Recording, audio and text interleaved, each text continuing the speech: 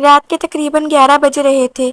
आसमान पर काले बादल छाए हुए थे और मुसलसल गरज चमक के साथ मूसलाधार बारिश हो रही थी। सड़कें तकरीबन सुनसान थी। दूर दूर तक सिर्फ गाड़ियों की हेडलाइट्स और बारिश की आवाज सुनाई दे रही थी। अयान अपनी गाड़ी आहिस्ता आहिस्ता चला रहा था। पूरा दिन ऑफिस में गुजारने के बाद वो बस जल्द अज जल्द घर पहुंचना चाहता था। अचानक एक सफेद लिबास में मलबूस लड़की सड़क के दरमियान आ गई। अयान ने पूरी ताकत से ब्रेक लगाई। गाड़ी लड़की से सिर्फ चंद इंच के फासले पर रुक गई। अयान का दिल जोर जोर से धड़कने लगा। वो फौरन गाड़ी से बाहर निकला। आप ठीक है? लड़की बारिश में भीगी हुई कांप रही थी। उसके चेहरे पर खौफ साफ नजर आ रहा था, मगर उसने कोई जवाब नहीं दिया। अयान ने दोबारा पूछा, आपको कहीं चोट तो नहीं लगी? लड़की ने आहिस्ता से नफी में सर हिलाया, लेकिन उसकी आंखों से आंसू बारिश के पानी में घुलते जा रहे थे। अयान ने अपना कोट उतारकर उसके कंधों पर रख दिया। इस मौसम में आप यहाँ अकेली क्या कर रही हैं? चंद लम्हे खामोशी रहने के बाद लड़की ने धीमी आवाज में सिर्फ इतना कहा, बराहे करम मुझे यहाँ से ले चले। अयान हैरान रह गया। कहाँ? जहाँ भी, बस यहाँ से दूर। अयान ने इधर उधर नजर दौड़ाई। सड़क पर कोई नहीं था। उसने सोचा शायद लड़की किसी बड़ी मुश्किल में है। ठीक है, पहले गाड़ी में बैठ जाएं। लड़की खामोशी से गाड़ी में बैठ गई। रास्ते पर दोनों के दरमियान खामोशी रही। सिर्फ वाइपर की आवाज और बारिश की बूंदें शीशे से टकरा रही थी। कुछ देर बाद अयान ने पूछा, वैसे आपका नाम? लड़की ने खिड़की से बाहर देखते हुए जवाब दिया, महर। और घर? महर ने नजरें झुका ली। मेरे पास अब कोई घर नहीं है। ये सुनकर अयान खामोश हो गया। उसने मजीद सवाल करना मुनासिब नहीं समझा। तकरीबन 20 मिनट बाद वो अपने घर पहुंच गया। अयान घर में अकेला रहता था। उसने महर को तौलिया दिया और कहा, आप कपड़े तो तब्दील नहीं कर सकती, लेकिन कम से कम खुद को खुश्क तो कर लें। मैं आपके लिए चाय बनाता हूँ। चंद मिनट बाद दोनों खामोश से गर्म चाय पीने लगे।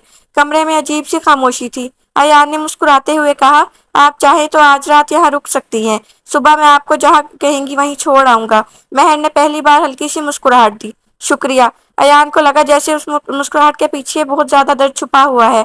रात काफी हो चुकी थी। अयान ने मेहमानों वाला कमरा महर को दे दिया और खुद दूसरे कमरे में सो गया। लेकिन रात के तकरीबन 3 बजे एक जोरदार बिजली चमकी।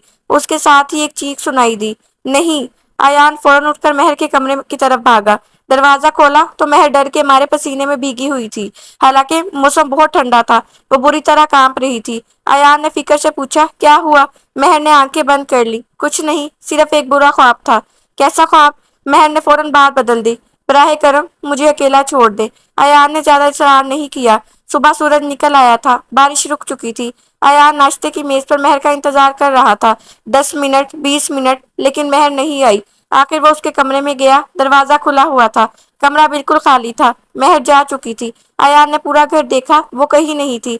सिर्फ मेज पर एक छोटा सा चांदी का लॉकेट रखा हुआ था। उसके साथ एक पर्ची थी जिस पर सिर्फ एक जुमला लिखा था, मुझे ढूंढने की कोशिश मत करना, वरना तुम खुद भी इसी बारिश में खो जाओगे। अयान हैरत से वो पर्ची देखता रह गया। उसे बिल्कुल अंदाजा नहीं था कि एक मामूली मुलाकात नहीं थी, बल्कि उसकी जिंदगी की सबसे खतरनाक कहानी की शुरुआत थी। अयान कई लम्हों तक खामोश खड़ा रहा। वो समझ नहीं पा रहा था कि आखिर एक ही रात में ऐसा क्या हुआ है कि महर बगैर बताए चली गई। उसने लॉकेट उठाया। वो आम लॉकेट नहीं था। उस पर निहायत बारीक अंदाज में एक हर्फ लिखा था, एम। अयान ने सोचा शायद ये महर के नाम का पहला हर्फ है, मगर अगले ही लम्हे उसकी नजर लॉकेट के अंदर छुपे एक नन्हे से कागज पर पड़ी। कागज पर एक पता लिखा हुआ था, रहमत ओल्ड लाइब्रेरी। अयान हैरान रह गया। क्या महर ने जानबूझकर ये मेरे लिए छोड़ा है? ये सवाल उसके ज़हन में मुसलसल घूमने लगा। उसी शाम अयान उस पुराने पते पर पहुंच गया। वो लाइब्रेरी बरसों से बंद पड़ी थी। गिर्द आलूद अलमारियां, टूटी हुई खिड़कियां और हर तरफ खामोशी। वो आहिस्ता आहिस्ता अंदर बढ़ा। अचानक ऊपर वाली मंजिल से किसी के कदमों की आवाज आई। अयान फौरन सीढ़ियां चढ़ने लगा, मगर जब ऊपर पहुंचा वहां कोई नहीं था। सिर्फ एक खिड़की खुली हुई थी जिससे बारिश की ठंडी हवा अंदर आ रही थी। तभी उसकी नजर जमीन पर पड़ी। वहां एक पुरानी तस्वीर गिरी हुई थी। तस्वीर में महर एक शख्स के साथ खड़ी मुस्कुरा रही थी, लेकिन उस शख्स का चेहरा किसी ने स्याह स्याही से मुकम्मल मिटा दिया था।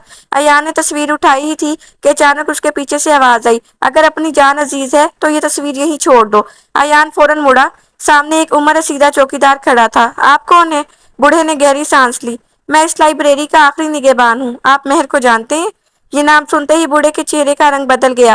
वो चंद लम्हे खामोश रहा, फिर बोला, बेटा, कुछ लोगों की तलाश इंसान को जिंदा नहीं रहने देती। अयान ने मजबूत लहजे में कहा, मैं सिर्फ सच जानना चाहता हूँ। बूढ़े ने इर्द गिर्द देखा, लेकिन जैसे कोई उनकी बातें सुन रहा हो। फिर धीमी आवाज में बोला, महर हर जुमे यहाँ आती है, किसी का इंतजार करती है, मगर वो शख्स कभी नहीं आया। किसका इंतजार? مجھے نہیں معلوم، اتنا کہہ کر بوڑھا خاموش ہو گیا۔ ایان نے مزید سوال نہیں کیا، اس سے پہلے ہی لائبریری کی تمام لائٹس ایک دم بجھ گئی۔ پورا حال اندھیرے میں ڈوب گیا، صرف باہر گرجتی ہوئی بجلی کی آواز آ رہی تھی۔ اچانک ایان کو محسوس ہوا جیسے کوئی اس کے بالکل پیچھے کھڑا ہے۔ وہ تیزی سے مڑا، لیکن وہاں کوئی نہیں تھا، صرف زمین پر ایک سفید رومال پڑا تھا۔ ایان نے رومال اٹھایا، اس پر ہلکی سی خوشبو تھی، بالکل ویسے ہی جیسے مہر کے کپڑوں سے آ رہی تھی۔ اس کا دل کہہ رہا تھا مہر ابھی کچھ دیر پہلے ہی یہاں موجود تھی۔ وہ جلدی سے باہر بھاگا، بارش پھر سے شروع ہو چکی تھی، سڑک تقریباً خالی تھی۔ دور ایک سفید لباس میں لڑکی آہستہ آہستہ چلتی ہوئی نظر آ رہی تھی۔ مہر ایان پوری رفتار سے اس کی طرف بھاگا۔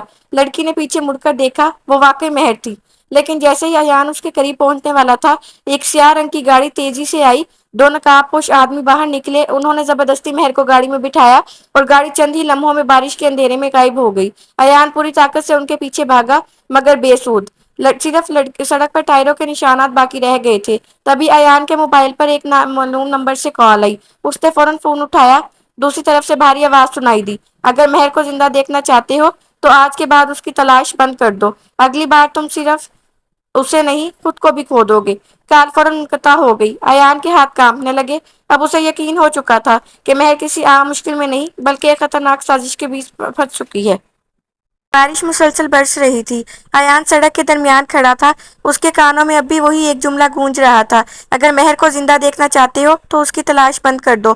لیکن اب واپس مڑنے کا تو سوال ہی نہیں پیدا ہوتا تھا۔ ایان نے فیصلہ کر لیا، چاہے کچھ بھی ہو جائے وہ مہر کو ڈھونڈ کر رہے گا۔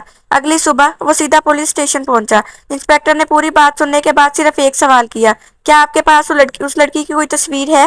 ایان نے فوراً اپنا موبائل نکالا، اس نے وہ تصویر دکھائی جو اسے پرانی لائبریری میں ملی تھی۔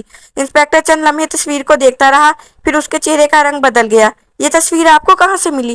رحمت اولڈ لائبریری سے۔ انسپکٹر نے گہری سانس لی، آپ کو شاید معلوم نہیں، یہ لڑکی گزشتہ 2 سالوں سے لاپتہ ہے۔ ایان کے قدم جیسے زمین میں جم گئے۔ کیا؟ جی ہاں، اور اس کے اغوا کا کیس آج تک حل نہیں ہو سکا۔ ایان حیران رہ گیا، لیکن وہ تو کل میرے گھر میں آئی تھی۔ انسپکٹر خاموش ہو گیا، اسے یقین نہیں آ رہا تھا۔ اتنے میں ایک پولیس اہلکار دوڑتا ہوا اندر آیا۔ سر، ہمیں اغوا کرنے والوں کی گاڑی شہر سے باہر ایک پرانی حویلی کے قریب ملی ہے۔ ایان فوراً ان کے ساتھ روانہ ہو گیا۔ تقریباً 1 گھنٹے بعد وہ لوگ اس ویران حویلی کے درمیان کھڑے تھے۔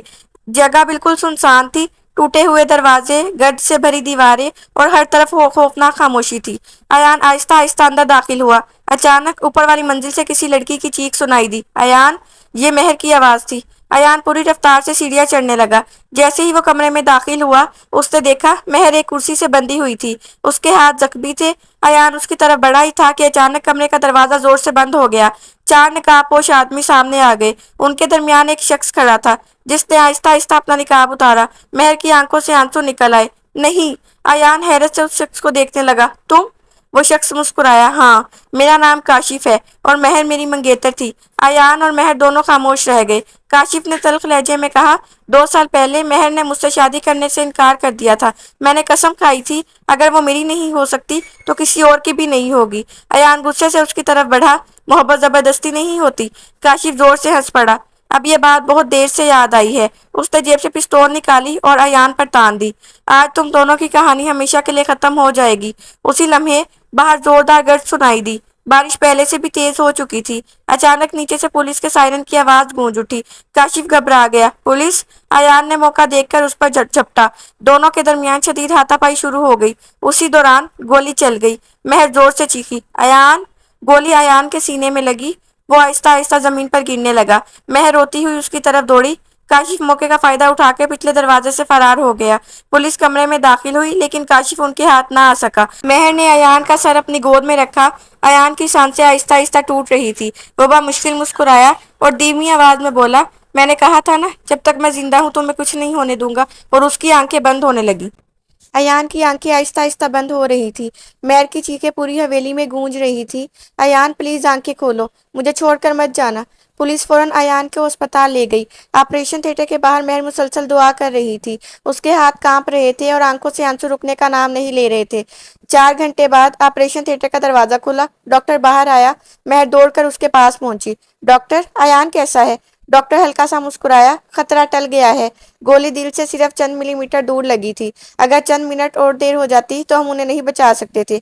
ये सुनते ही महर सजदा शुक्र में गिर गई। लेकिन कहानी अभी खत्म नहीं हुई थी। दूसरी तरफ काशिफ शहर से फरार होने की कोशिश कर रहा था।